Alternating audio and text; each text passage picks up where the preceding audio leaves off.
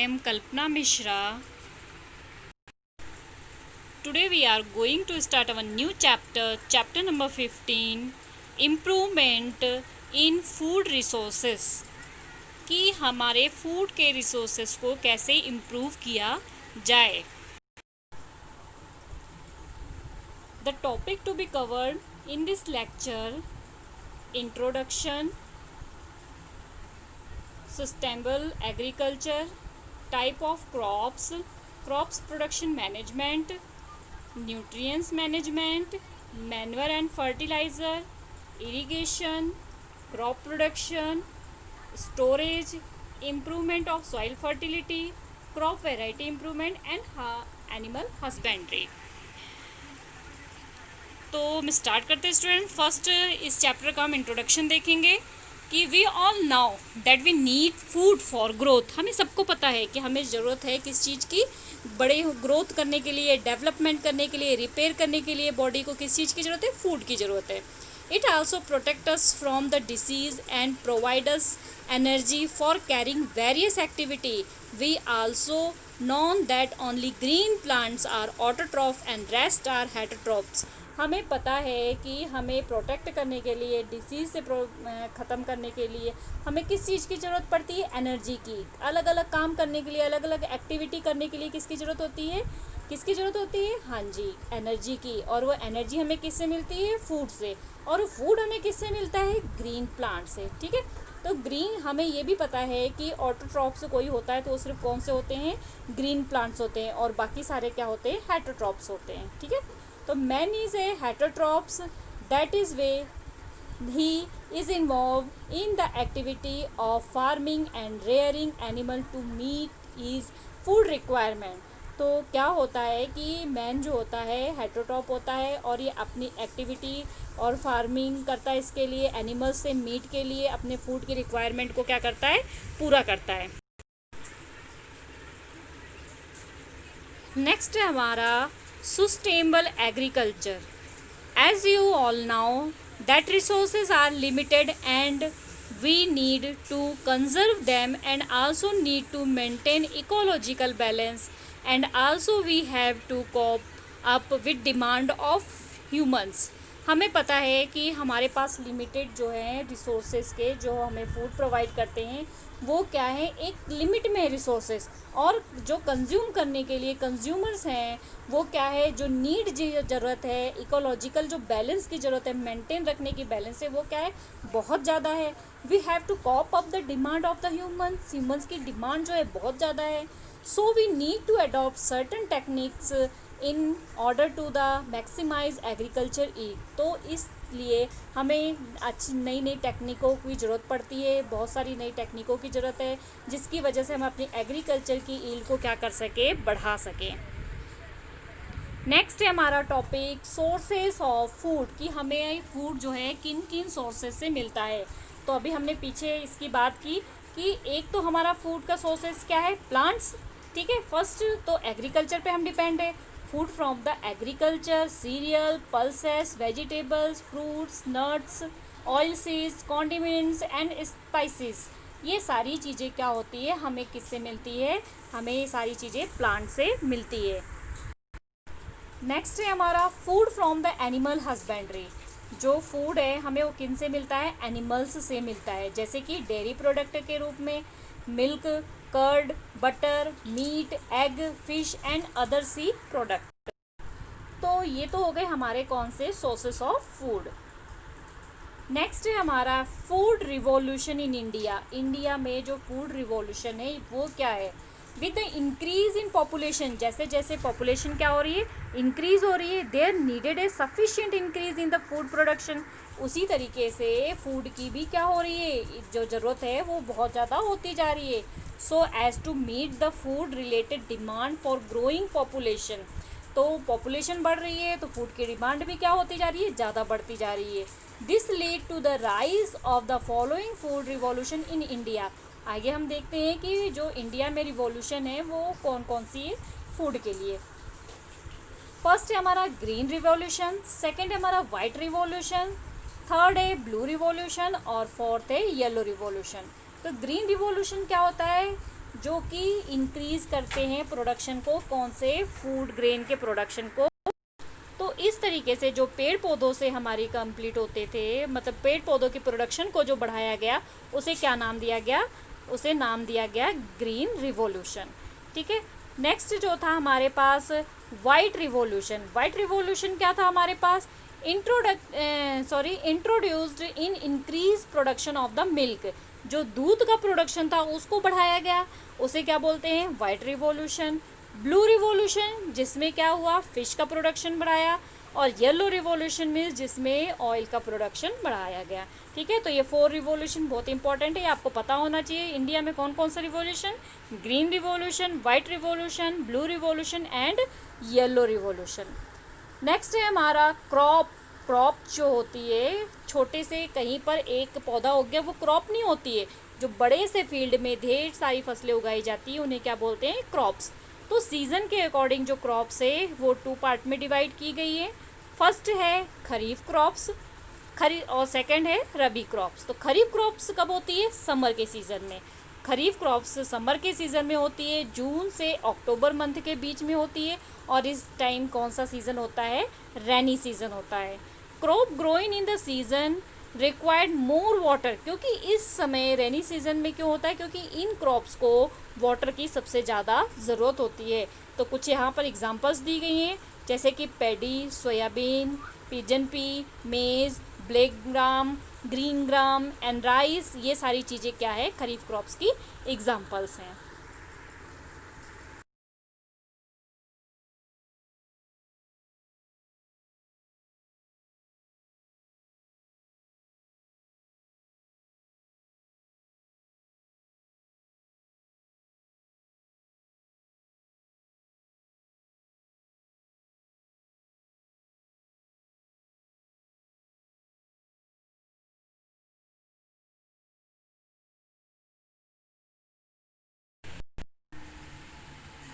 Next है हमारा रबी season.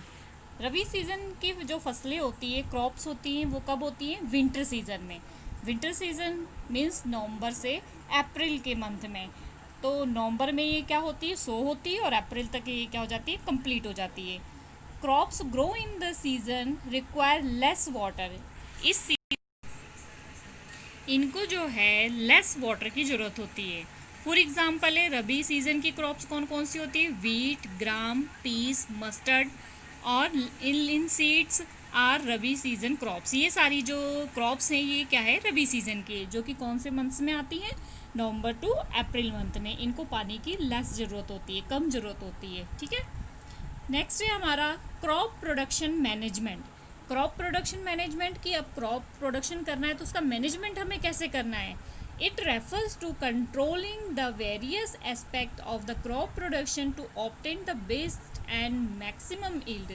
जो क्रॉप प्रोडक्शन होता है उसके लिए क्या होना चाहिए, हमारा जो यील्ड होता है, मीन्स जो हमारा जहाँ पर हमारी फसलें उगाई जा रही है वहाँ पर हमारा क्रॉप का प्रोडक्शन क्या होना चाहिए, बहुत बेस्ट होना चाहिए।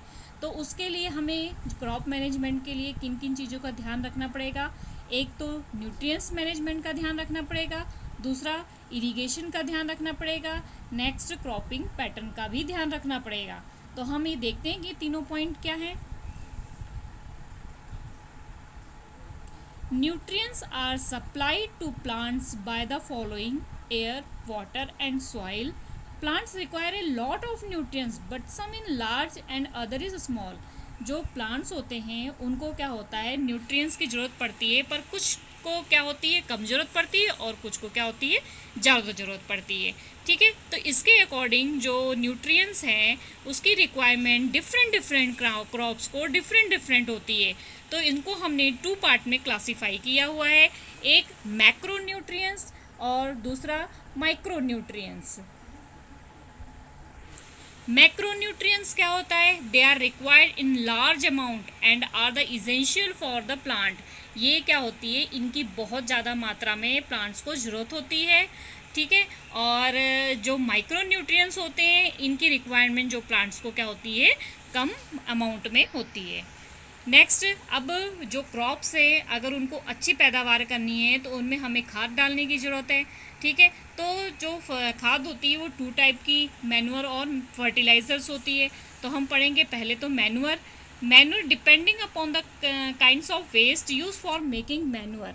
जो मैन्योर है वो किस पे डिपेंड करता है कि वो किन वेस्ट से बन रहा है। Different kind as the mention लो, आपको यहाँ पे कुछ काइंड्स दिए हुए हैं, जैसे कि farm yard manure, compost manure, green manure. Farm yard क्या होता है, इसमें कैटल डंग और उसका यूरिन यूज़ किया जाता है। इसको कैटल डंग और उसका यूरिन यूज़ करके बहुत टाइम तक 50 से 60 डेज तक रखा जाता है। फिर इसमें एनेरोबिक बैक्टीरिया आ जाते हैं, जिसकी वजह से ये क्या हो जाता है, खाद में चेंज हो जाता है। इसी तरीके से कंपोस्ट भी होता है। और ग्रीन मैन्योर में जो वेस्ट होते हैं प्लांट के, ग्रीन लीव्स वगैरह, उनसे जो खाद बनाई जाती है उसे ग्रीन मैन्योर कहते हैं। ठीक है। ये यहाँ पर देखो, आप डायग्राम में देख सकते हो कि किस तरीके से यहाँ पर जो है, यहाँ पर ये डायग्राम में देखो, इस तरीके से मतलब यहाँ पर मैन्योर को तैयार किया जाता है। नेक्स्ट हम देखते हैं एडवांटेजेस ऑफ मैन्योर। मैन्योर के एडवांटेजेस क्या है, add nutrients to the soil. Soil को क्या करते हैं, ये न्यूट्रिएंट्स प्रोवाइड करते हैं। Add humus to the soil. Soil को क्या देते हैं, ह्यूमस देते हैं। ह्यूमस क्या होता है, इसकी वजह से जो प्लांट्स होता है उसकी ग्रोथ क्या होती है, बहुत अच्छी होती है। ये ऑर्गेनिक सारे मैटर जो होते हैं वो मैन्योर से मिलते हैं। Improve the quality of the soil. Soil की क्वालिटी इम्प्रूव होती है। फर्टिलाइजर्स जो नेक्स्ट अब हम देखते हैं सॉइल में फर्टिलाइजर्स का क्या है। फर्टिलाइजर्स आप देख रहे होंगे यहाँ पर, ये डायग्राम, यहाँ पर जो ये मैन है वो किस तरीके से ये फर्टिलाइज़र डाल रहा है। फेस पे मास्क भी पहना हुआ है, ग्लव्स भी पहना हुआ है। इससे आप क्या समझ सकते हो कि ये बहुत ज़्यादा नुकसानदायक है। ठीक है। तो दे आर इनऑर्गेनिक कंपाउंड। जो मैन्योर होता है वो ऑर्गेनिक कंपाउंड होता है, ये क्या है, inorganic compound which supply specific nutrients, जो कि स्पेसिफिक न्यूट्रिएंट्स प्रोवाइड करता है। फॉर एग्जांपल NPK यानी कि नाइट्रोजन, फास्फोरस और potassium, ammonium sulphate, ammonium phosphate etcetera, ये सारी चीज़ें फर्टिलाइजर्स में मिलती है। हम यहाँ पे थोड़ा सा डिफरेंस देखते हैं मैन्योर और फर्टिलाइज़र में। मैन्योर अभी मैंने जस्ट बताया क्या होता है, ये ऑर्गेनिक सब्सटेंस। फर्टिलाइज़र क्या होता है, इनऑर्गेनिक सब्सटेंस। अब इसमें न्यूट्रिएंट्स जो होते हैं इसेंशियल जो है कंटेन होते हैं। इसमें स्पेसिफिक न्यूट्रिएंट्स होते हैं, जैसे कि हमने पीछे पढ़ा कि नाइट्रोजन, सोडियम, नाइट्रोजन, पोटाशियम, ठीक है, और फास्फोरस। तो यहाँ पर स्लो एक्शन होता है, ये बहुत धीरे धीरे प्लांट्स में की ग्रोथ करते हैं, और इनका एक्शन क्या होता है, फास्ट होता है। इसमें ह्यूमस होता है सॉइल में, और इसमें ह्यूमस नहीं देते हैं। And they are required in large number, इनकी ज़रूरत बहुत ज़्यादा होती है, और इनकी क्वांटिटी की क्या होती है, कम ज़रूरत होती है। Take long time to show result. जब इसको हम उसमें शो करते हैं क्रॉप्स में, तो इसका रिज़ल्ट बहुत लंबे समय के बाद मिलता है, और इसका रिज़ल्ट, फर्टिलाइज़र का रिज़ल्ट जो है फास्ट मिलता है। Difficult to store and transport. Manure को स्टोर करना और ट्रांसपोर्ट करना बहुत मुश्किल होता है, और इसको इजीली हम जो है ट्रांसपोर्ट कर सकते हैं फर्टिलाइज़र, क्योंकि मैन्योर क्या होता है, फील्ड में बनता है, गाय के गोबर, कैटल डंग, इन सब चीज़ें से बनता है, जिसकी वजह से वो क्या होता है, ट्रांसपोर्ट करने में दिक्कत होती है। और फर्टिलाइजर्स क्या होते हैं, वो फैक्ट्रीज़ में बनते हैं, जो बोरी वगैरह में डाल देते हैं, गनी बैग में डाल देते हैं, जिसकी वजह से वो एक जगह से दूसरी जगह तक आसानी से उसको ले जा सकते हैं। Next irrigation. अब फसल में हमने उगाई, उसके बाद उसमें खाद भी डाल दी, फर्टिलाइजर्स भी डाल दिए। अब उसके बाद उसके किसकी ज़रूरत है, सिंचाई की। तो उसमें हमारे मेन दो है, एक तो है स्प्रिंकल सिस्टम और दूसरा है ड्रिप सिस्टम। ठीक है। इरिगेशन में स्प्रिंकल सिस्टम, जैसे कि आप यहाँ डायग्राम देख रहे हो कि इस तरीके से एक नोजल्स लगे हुए थे, और पानी कैसे फव्वारों की तरह, जैसे फव्वारे नहीं होते, इस तरीके से पानी निकलता है, तो इसको क्या बोलते हैं, स्प्रिंकल सिस्टम। अब आप यहाँ पर देखोगे इस डायग्राम में कि यहाँ पर क्या है, ऐसे ये पाइपें लगी हुई है, ये पाइपें, और इन पाइपों में जो पानी है वो सिर्फ प्लांट्स की जो है रूट है वहाँ तक ही ये क्या करता है, जा पाता है। तो इसकी वजह से क्या होता है, प्लांट्स की जहाँ पर रूट है वहाँ पे प्रॉपर उनको पानी मिल जाता है। इसका यूज़ वहाँ होता है जहाँ पर पानी की क्या होती है, वाटर की कमी होती है। ठीक है। नेक्स्ट है हमारा क्रॉपिंग पैटर्न। क्रॉपिंग पैटर्न क्या होगा, अब हमने सिंचाई भी देख ली थी कि स्प्रिंकल सिस्टम, ड्रिप सिस्टम, ठीक है। तो क्रॉपिंग पैटर्न में क्या होता है, order to be get maximum benefits from the piece of the land different pattern of the growing crops are following these are. तो कुछ यहाँ पर जो है पैटर्न हमने दिए हुए हैं, जैसे कि यहाँ पर आप देखो, ये बहुत ही इंपॉर्टेंट है, मिक्स्ड क्रॉपिंग, इंटर क्रॉपिंग और क्रॉप रोटेशन। मिक्स्ड क्रॉपिंग क्या होता है, फसलों को मिक्स करके उगाना। इंटर क्रॉपिंग मीन्स एक लाइन में दूसरी फसल, दूसरी लाइन में दूसरी फसल। क्रॉप रोटेशन मीन्स एक सीज़न में एक फसल, नेक्स्ट सीज़न में दूसरी फसल। तो अब मैं आपको डायग्राम के थ्रू बताती हूँ। तो ये फर्स्ट है हमारे मिक्स्ड क्रॉपिंग। तो आप देख रहे होगे इस फील्ड में एक ही खेत में अलग अलग फसलें, यहाँ पर देखो ये अनियन है, यहाँ पर देखो, यहाँ पर मतलब ये जो भी ये सब अलग अलग क्या है, आपको डायग्राम देख के पता लग रहा है कि ये सारी क्या है, अलग अलग फसल से, अलग अलग क्रॉप्स हैं। तो इससे क्या होता है कि मान लो इसको पोटाशियम की ज़रूरत है, ठीक है, और इसको नाइट्रोजन की ज़रूरत है, ठीक है, इसको जो है अलग किसी फॉस्फेट की ज़रूरत है। तो ये क्या करेगा, सभी मिट्टी में से अपनी अपनी प्रॉपर मात्रा ले लेगा, ठीक है। अगर हमने मान लो सिर्फ ये फसल डाल दी तो इसको नाइट्रोजन की ज़रूरत है, तो ये पूरी नाइट्रोजन को अगर ले लेगा तो इसको नाइट्रोजन क्या हो जाएगी, कम हो जाएगी। अब क्या होगी, इस पूरे फील्ड की जो नाइट्रोजन है ये प्रॉपर अकेला ही ले सकता है, ठीक है। नेक्स्ट देखते हैं। तो ये तो हो गई हमारी मिक्स्ड क्रॉपिंग। नेक्स्ट है हमारी इंटर क्रॉपिंग। जैसे मैंने बताया था, एक रो में एक तरीके की फसल, दूसरी रो में दूसरी तरीके की फसल, तीसरी रो में तीसरी तरीके की पहले तरीके की, मीन्स ऐसे एक रो दूसरी रो, एक रो दूसरी रो, इस तरीके से जो है अलग अलग एक एक रो में जो क्रॉप उगाई जाती है उसे क्या बोलते हैं, इंटर क्रॉपिंग। नेक्स्ट है हमारा क्रॉप रोटेशन। क्रॉप रोटेशन में यहाँ इसके थ्रू आप समझो, इसमें क्या होता है, मान लो इस एक साल में ऐसी जो फलियों वाले पौधे डाले जिसको किसकी ज़रूरत है, नाइट्रोजन की ज़रूरत है, तो उसने तो नाइट्रोजन सारी यूज़ कर ली। अगर नेक्स्ट सीजन में फिर से आप वही फली वाले पौधे यूज़ करोगे तो क्या होगा, तो उसको नाइट्रोजन कम मिलेगी। तो इसलिए क्या किया जाता है कि एक सीज़न में नाइट्रोजन की जिसको ज़रूरत थी उसको यूज़ किया जाता है, उगाया जाता है, शो किया जाता है, और नेक्स्ट सीज़न में जो है दूसरी तरीके की फसल उगाई जाती है, जिससे जो सॉइल है उसमें जो भी उसमें जो फर्टिलिटी के लिए होती है, मीन्स जो उपजाऊ क्षमता के लिए चीज़ें होती है वो सारी प्रॉपर मात्रा में बनी रहे। नेक्स्ट है हमारी क्रॉप प्रोटेक्शन। अब क्रॉप हमने देख लिया कि कैसे तरीके से उगाई जाती है, अब उसको क्या करना है, हमें प्रोटेक्ट भी करना है। तो there are a lot of factors that can damage the crop and reduce the yield like pest, weeds, rodent etcetera. They have to be the controlled as to the ensure a healthy crop yield. क्या होता है, फसलें जब उग गई, तैयार हो गई, तो उसके बाद उनकी हमें क्या करनी पड़ती है, प्रोटेक्शन भी रखनी पड़ती है, वीड्स से, रोडेंट्स से, ठीक है। ये क्या होते हैं, पेस्ट से, जो ये जीव जंतु होते हैं, क्या होते हैं, कई बार आपने पत्तों पे देखा होगा छेद होते हैं, तो वो क्या होते हैं, कीड़े लग जाते हैं, जिसकी वजह से वो क्रॉप क्या होती है, ख़राब हो जाती है। वीड्स से क्या होते हैं, अनवांटेड प्लांट होते हैं जो क्रॉप के साथ उग जाते हैं, जिनकी हमें ज़रूरत नहीं होती है। तो ये सारी चीज़ें फसल की हेल्थ के लिए जो होती हैं अच्छी नहीं होती हैं, तो इनके लिए हमें फसल्स की क्या करनी पड़ती है, प्रोटेक्शन करनी पड़ती है। नेक्स्ट है हमारा, हम देखते हैं वीड्स। वीड्स बहुत इंपॉर्टेंट टॉपिक है।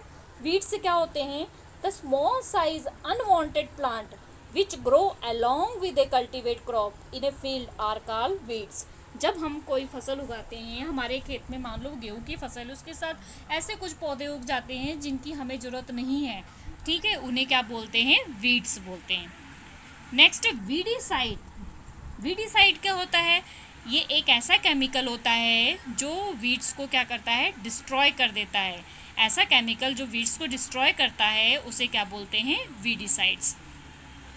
नेक्स्ट आ जाता है हमारा एनिमल हस्बेंड्री। ये हमारा लास्ट टॉपिक है, एनिमल हस्बेंड्री। अभी हमने क्रॉप्स, हमने कहा था हमारे फूड के लिए हम 2 चीज़ों पे मेन डिपेंड है, क्रॉप्स पे और दूसरा एनिमल हस्बेंड्री। क्रॉप्स के हमने देखा कि उसकी हम कैसे प्रोडक्शन को ज़्यादा बढ़ाएं कि जो पॉपुलेशन बढ़ रही है उनकी हम कमी को पूरा कर सकें। इसी तरीके से एनिमल हस्बेंड्री, जीव जंतुओं को अपने लिए, अपनी ज़रूरत के लिए पालना, उनकी रक्षा करना, उनकी केयरिंग करना, उनकी ब्रीडिंग कराना क्या कहलाता है, एनिमल हस्बेंड्री। तो the branch of the agriculture the deals with the feeding, caring and breeding of the domestic animal is called animal husbandry, जो मैंने अभी आपको बताया, ठीक है। नेक्स्ट अब यहाँ पे आप डायग्राम के थ्रू जो है एनिमल हस्बेंड्री को अच्छी तरीके से समझ सकती हो कि एनिमल हस्बेंड्री हम किस लिए, किन किन चीज़ों के लिए करते हैं। आपने देखा होगा फिश है, हैन है, इनको क्या होता है, मीट के लिए जो है पाला जाता है और इनको खाना पीना दिया जाता है, इनकी ब्रीडिंग्स कराई जाती है। इसी तरीके से काऊ है, उनको मिल्क के लिए रखा जाता है, हैन है, पिग है, ठीक है। इस तरीके से जो हम एनिमल्स को अपने फ़ायदे के लिए उनकी रक्षा करते हैं, उनको पालते हैं, उनसे प्रोडक्शन लेते हैं, तो इस चीज़ को हम क्या बोलते हैं, animal husbandry. Next, types of animal husbandry अभी मैंने आपको डायग्राम में बता ही दिया था, फिर भी एक बार हम देख लेते हैं। कैटल फार्मिंग, जैसे कि गाय वगैरह को पालना मिल्क प्रोडक्शन के लिए। पोल्ट्री फार्मिंग मीन्स जो है हैन वगैरह को पालना एग के लिए। फिश प्रोडक्शन मीट के लिए। बी कीपिंग मीन्स मधुमक्खियों को पालना, किसके लिए, मधुमक्खियों से हनी प्राप्त करने के लिए। मतलब हर एक जीव जंतु को हमने अपने फ़ायदे के लिए पाला है, उसे उनकी देखरेख करना, उनकी ब्रीडिंग कराना, वो क्या कहलाता है, हस्बेंड्री, ठीक है, एनिमल हस्बेंड्री। तो यहाँ पे आप डायग्राम में देख सकते हो कि बी फार्मिंग कैसे होती है। ये बी फार्मिंग की हुई फ्लावर्स के पौधे होते हैं। यहाँ पर क्या किया जाता है, ये देखो ये बी सारी कलेक्ट हुई है, बाद में यहाँ से ये इसने इसलिए कवर किया हुआ है ताकि इसको बी जो है डंक ना मारे, काटे ना, ठीक है। तो यहाँ से इस तरीके से यहाँ पे ये जो छत्ता लगा हुआ होता है इसका बी का, उसको हटा के उसमें से क्या कर लिया जाता है, हनी को निकाल लिया जाता है। ये है फ़िश फार्मिंग, मछलियाँ पाली जाती हैं अपने फ़ायदे के लिए। फ़िश ऑयल भी बहुत हेल्दी होता है और फ़िश भी जो है मीट के रूप में यूज़ किया जाता है। ओके स्टूडेंट्स, आई होप आपको समझ में आ गया होगा। तो मैंने एक शॉर्ट में थोड़े से जो है टाइम में आपको कोशिश की है पूरा चैप्टर एक्सप्लेन करने की, एक एक चीज़ चैप्टर की बताने की। तो प्लीज़ मेरी वीडियो को लाइक, सब्सक्राइब और शेयर करना ना भूलें। Thanks for watching.